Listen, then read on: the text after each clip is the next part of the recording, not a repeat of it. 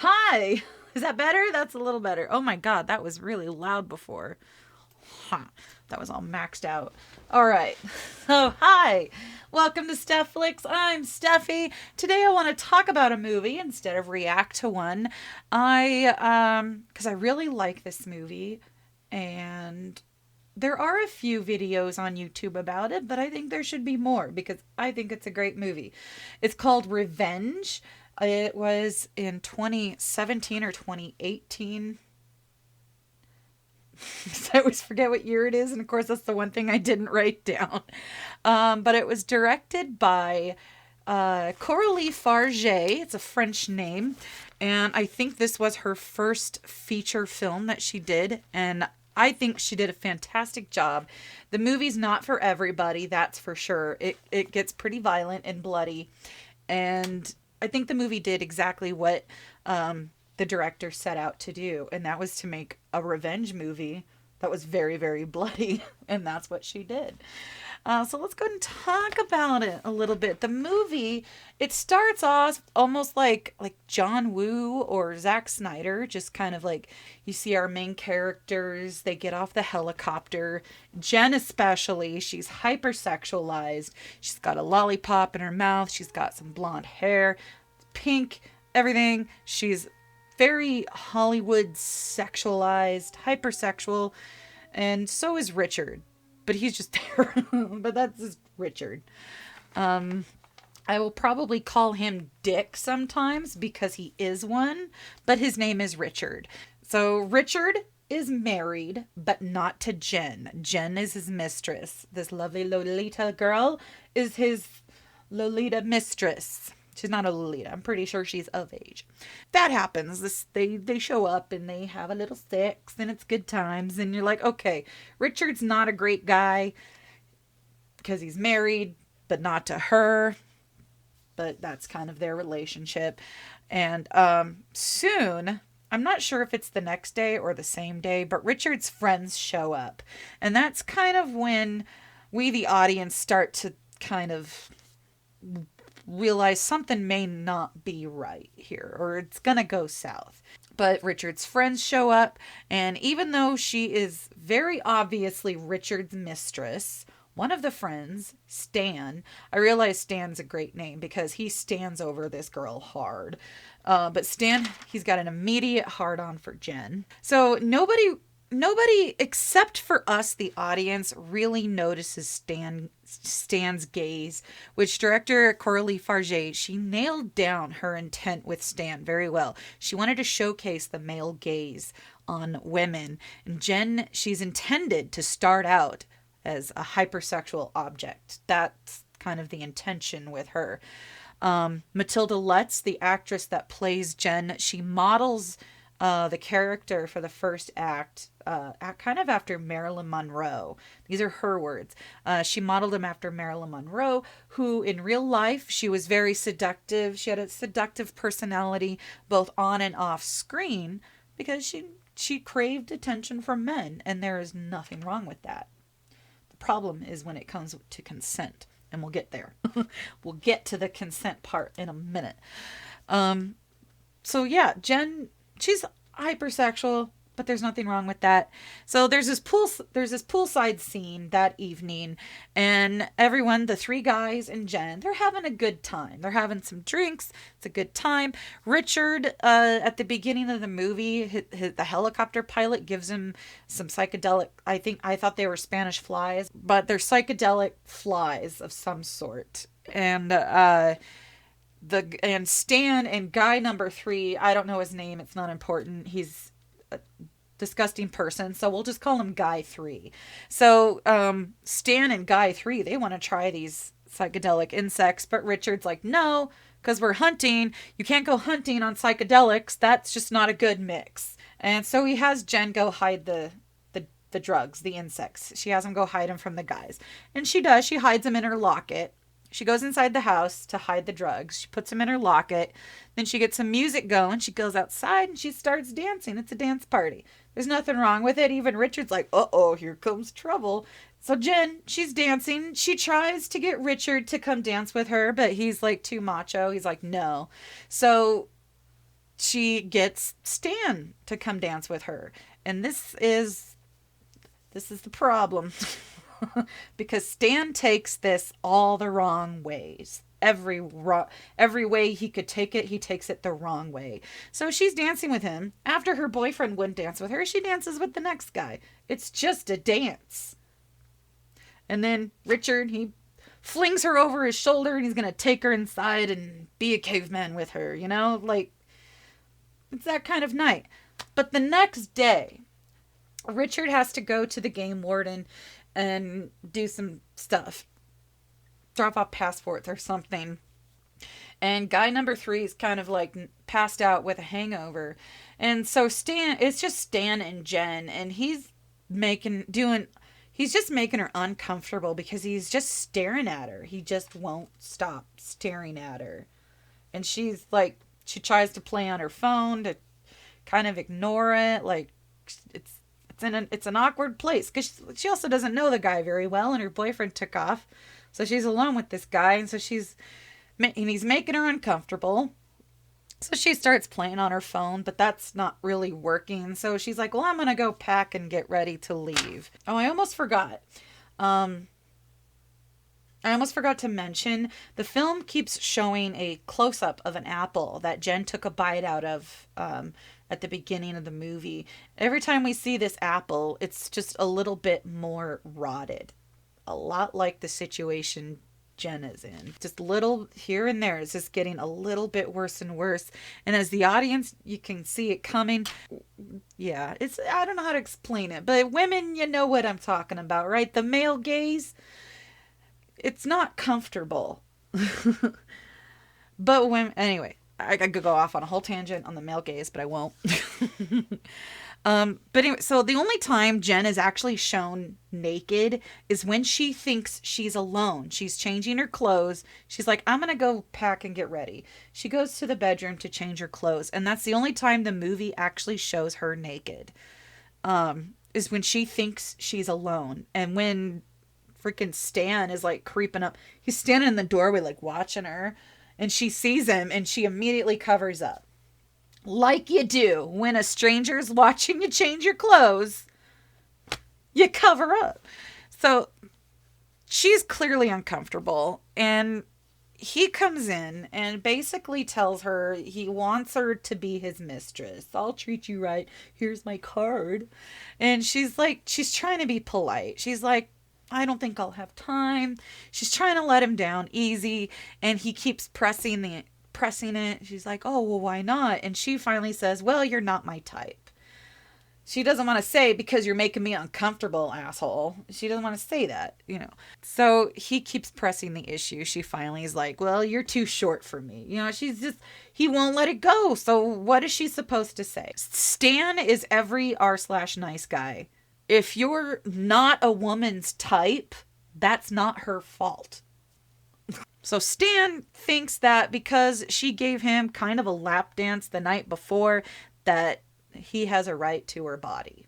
Is pretty much what's happening here. Just because a woman acts sexy, just because she gives you a lap dance, doesn't give you a right to her body. Like, how hard is that?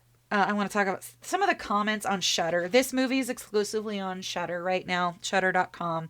And some of the comments that viewers have left for this movie are a little gross. They keep saying, well, what does she expect?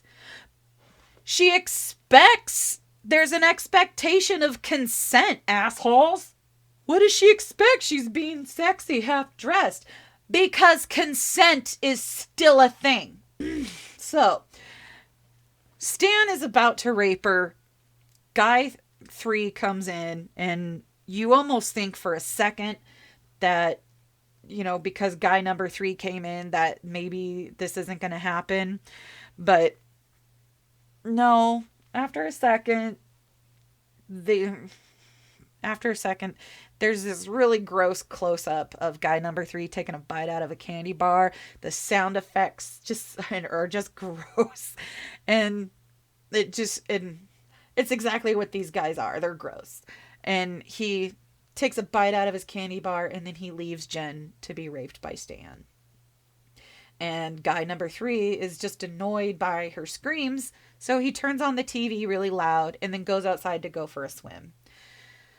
And the rape scene, if you haven't seen the movie, the rape scene isn't fully shown. They show like little frames. You can see her hand.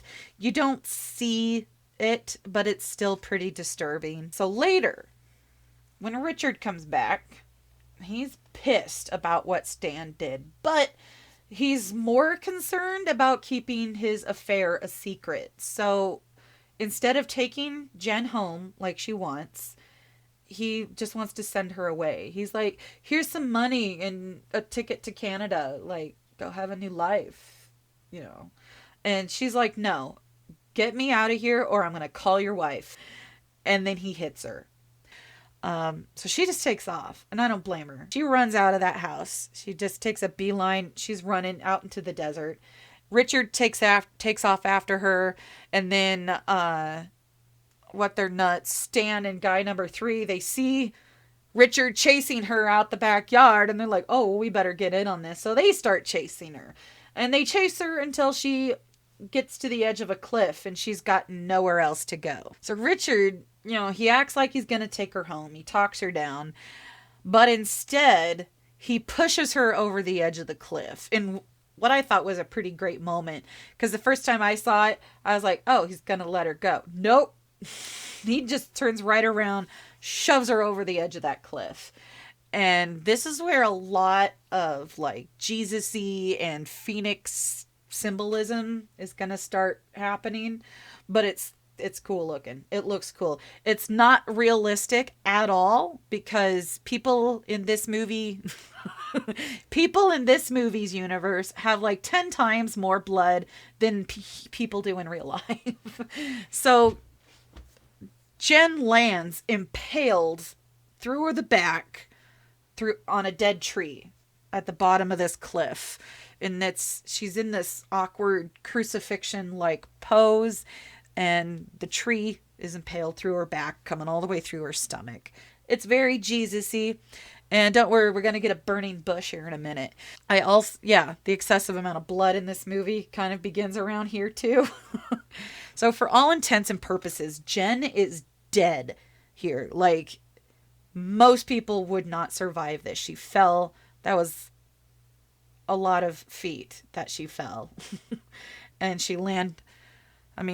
Her back is broken in real life. Like, the way she landed, she's dead. So for all intents and purposes, this is going to be like a phoenix rising from the ashes type of story from here out. But I love it. So the men, they're like, oh fuck, she's dead. So the guys, they're like, Richard's like, we're going to continue our hunting trip, but don't worry, we're going to come back let's go back and get our stuff. We'll come back and we'll get rid of the body. And he's very psychotic. He's like, oh, too bad for her. Like, yeah, Richard's a little scary at this point. So they go back. Richard burns all of her stuff. He's burning her past. All the pink things, I Heart LA t-shirt, all of her things, he's burning. Like the phoenix dying in flames. But Jen is not dead. Oh no. She's losing blood like a faucet, but somehow she wakes up and still impaled on the tree. It's upside down. I got to give marks to Matilda Lutz for this scene because wow, the way they shot it, it looks uncomfortable. It takes a little work, but she gets her hands on a pink lighter. I just want to throw out like her possessions are all pink, and pink is kind of intended, I think, to be more of like an innocent type, a color representing innocence and her loss of that. So with a little effort, I say that in quotations, with a little effort, Jen, she gets her hands on her pink lighter and she's able to set the tree on fire, and it burns until it's weak enough and she's able to use her weight and break herself free from the tree. And it's a burning bush, essentially. You got some more Bible imagery right there. And also it kind of kind of coincides with fire along with the phoenix too. She's still dying in her ashes, essentially, or she's still dying in the fire. But yeah, and also from here on out, Jen's hair starts to become darker too. Where's my other notes? Because I saw an interview with Coralie Fargaet, and that was intended. She starts out blonde, and from here on out, her hair gradually starts to become darker. And Coralie Fargaet, she said, because Jen is becoming more grounded. Before, she was very hypersexual. She was very Hollywood. And now she's becoming grounded. She's covered in dirt, like literally grounded. She's covered in dirt. Her backside is burned. I'm surprised that she still has a lot of hair after the fire, but there wasn't really. Anyway. So Jen, she gets herself out of there. She's gone by the time the three men come back to go hide her, to get rid of her body. She's long gone. And now the guys are like flipping out. They're like, oh God, now we got to find her. And so now it's nighttime in this movie. They find her blood trail and they follow it. It's a sequence. There's a few of these in the movie that are very reminiscent of like the movie Psycho, where they just show, like in the movie Psycho, she's driving down the street and it keeps showing like her POV of the road as she's driving. On this one, they're driving through the desert at night. You're following a trail of blood. Eventually, the trail of blood ends at a river, and so they've lost her trail. So Stan, he stays at the river while Dick and guy number 3, they split off into 2 different directions to go look for her. Eventually, Jen finds herself not very far from guy number 3. Basically the first level boss. Or basically, if you want to look at it that way, guy number 3 is a mini boss. So there's a tussle, and Jen, he's brutalizing her. He's torturing her, dunking her in and out of the water. And in this fight, Jen, she's able to get a hold of his hunting knife, and she waits for her time. It's perfect. She waits, she gets her timing right, and when he pulls her out of the water, she stabs him in the eyeball. It's so great. I didn't realize it till I was writing it down, the way she kills him, and she stabs him in the eye, and blinding him, much like the way where he turned a blind eye to Stan raping her. It takes a minute. It's gross. It takes a minute, but guy number 3 dies, and Jen takes his stuff like it's a loot drop. She's still doing this whole fight. This whole thing is all happening. She still has part of a tree branch sticking out of her gut too. So she grabs his stuff. She takes his ATV as far as it'll go till she runs out of gas. And she walks through the desert in the middle of the night. She finds a cave, a literal womb of the earth, a womb of Mother Earth. It's off camera, but I got my hand over my womb. So it's also around the cave is also where Jen, the movie's going to go from about an 8 to 100. And Jen is going to complete her transformation here. It's a great scene. The sound design in this scene is really wonderful too. So Jen finds herself in a cave. She goes through guy number 3's stuff. She finds a beer with a phoenix label on it. The first time I saw it, I thought it was an eagle. The second time I saw the movie, I'm like, oh, that's a fucking phoenix. I'm so American, I thought it was an eagle. No, it was a phoenix. So she drinks some of the beer. She tries to take that branch out of her stomach, but it's just too painful. And it's about this point she remembers that she has some psychedelic insects in her necklace. It takes some effort. I don't know if Matilda Lutz is eating real insects or not right here, but it looks gross. But it takes a little effort. But she gets this Spanish fly thing down. It's not long before she starts having auditory hallucinations. Like there's some music going on and there's some laughter. And you hear a word, and the only word we hear is a demonic voice saying...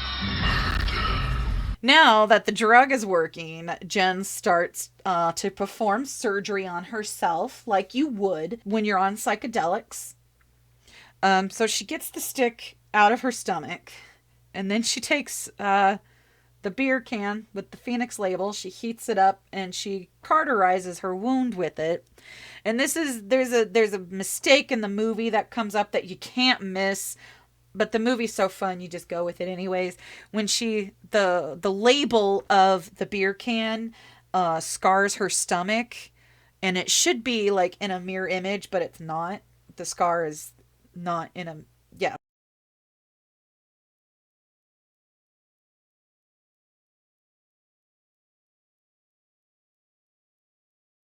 And that leaves a phoenix shaped scar on her stomach. And that's just the start of her new look. And I'm assuming it's the pain from this that kind of knocks her out.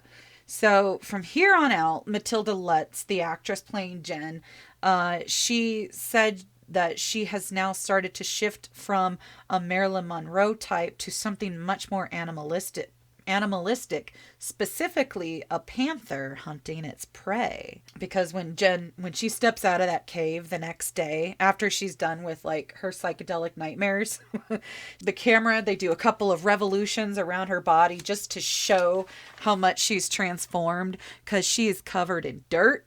Her hair is back to like a natural brown with a little bit of blonde in there. She still has her one pink earring, because you never want to forget where you came from. She looks iconic. So now Jen is on the hunt for Dick and Stan. So she eventually finds Stan first. And so she just watches his movements and follows him like a panther. She gets a shot off. It's not a fatal one, but it's bloody, and she wounds him good. There was more kickback to the gun than she expected, so that knocked her over. So she's running after him. Stan is running away because he's a little bitch and he is a wounded animal. And she's coming up on his six like nobody's business. So he hides, and he is able to get behind her, and he takes a shot. He doesn't kill her, but he does get her ear. So for a few minutes now, we're hearing what Jen hears, like, because she can't hear because her ear's gone. So, so yeah, and it's bloody. And Stan is a little harder to kill than guy number 3, because Stan is more like a level 2 boss. But Jen, she puts a bullet right through his head. And now she has to go defeat the final boss, Dick, back at the house. So Dick, he goes back to the house. He realizes he's all alone now. His friends are dead. He calls for a helicopter to come get him, and then he goes and jumps in the shower because he is pretty dirty. And then this part, get ready to see him naked for the rest of the movie, because he is. This part's kind of cool though, because it's done in one long take. While he's in the shower, he hears a noise. So he leaves and he's wandering. He walks through the house, and the whole time the camera's following him in one take. It's so great. Can't find anything in the house, so he goes outside. Nothing outside, so he goes back inside. But he goes inside. He goes back inside, only to find Jen outside, staring him down the same way. It's parallel. It's a great shot because it's paralleling an earlier scene. The way she's staring down Richard through the back door is kind of the same way Stan and guy number 3 were staring Jen down through the back door the very first time they meet. So it parallels an earlier scene in the movie. Very great. Only this time, Jen is outside as the apex predator. Like I said before, unless the stupid camera didn't get it, people in this movie's universe have about 10 times more blood than people do in real life. Because it gets bloody. Like, this house starts out with kind of a nice white interior, and it's going to get red in the next few minutes here. So Jen and Richard, they shoot each other, and they are doing some literal running in circles through the house. The way the setup to the mansion or this house, they're running in circles, literally chasing each other.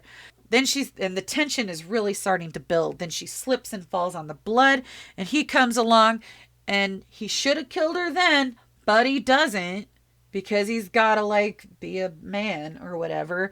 So he hits her and starts yelling at her about women being bitches or whatever. She can't really hear because she had her ear blown off. So she can't really hear what he's saying, but we hear some of it. And one of the last things he says is women always have to put up a fight.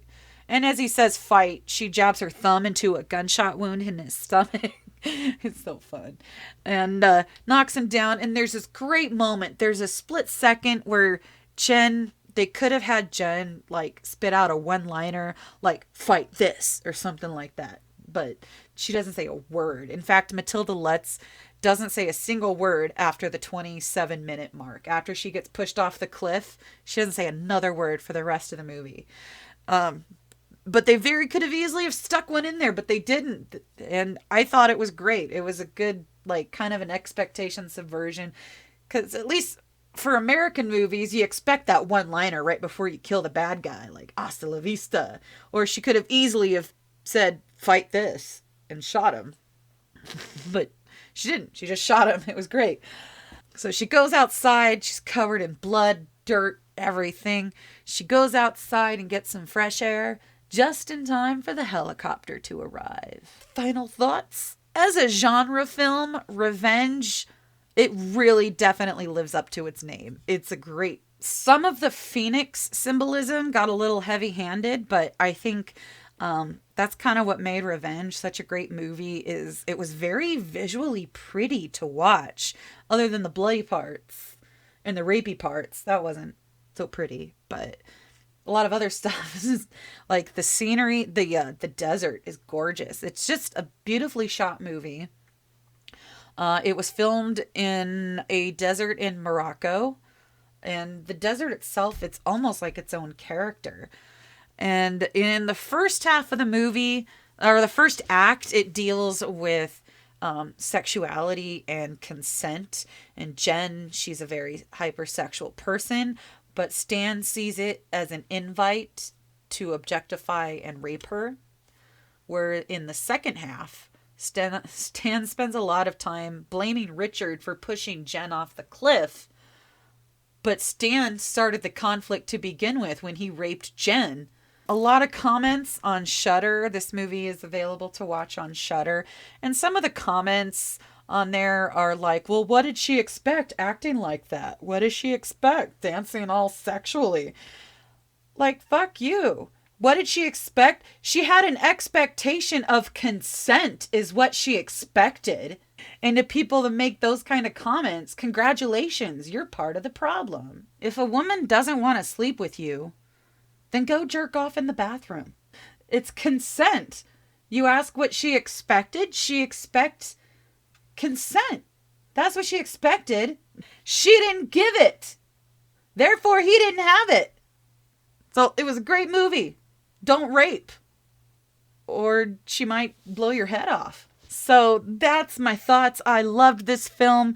It's very colorful. It's extra bloody. So bloody. I don't know if I mentioned it. But it was so bloody that they ran out of blood and they had to have it shipped in from France or have the ingredients to make their fake blood shipped in from France so they could make it. So if you like I Spit on Your Grave, you'll probably like Revenge. It's not quite as... The rape on Revenge is not as graphic as it is on I Spit on Your Grave, but it's still disturbing. But yeah, go look up some interviews with Coralie Fargaet if you want to learn more about the movie Revenge. But yeah, Revenge. It's on Shudder.com. Go check it out. It's a good movie, especially if you like revenge movies. If you liked Peppermint, you'll probably like this one too. It's bloodier than Peppermint. If you like revenge movies, it's in the title. It's Revenge. All right. So like this video if you liked it. Subscribe if you want more. Leave a comment. Please be polite. I know I talked about some sensitive subject matter. Have a good day, evening, morning, afternoon. I will see you with the next movie.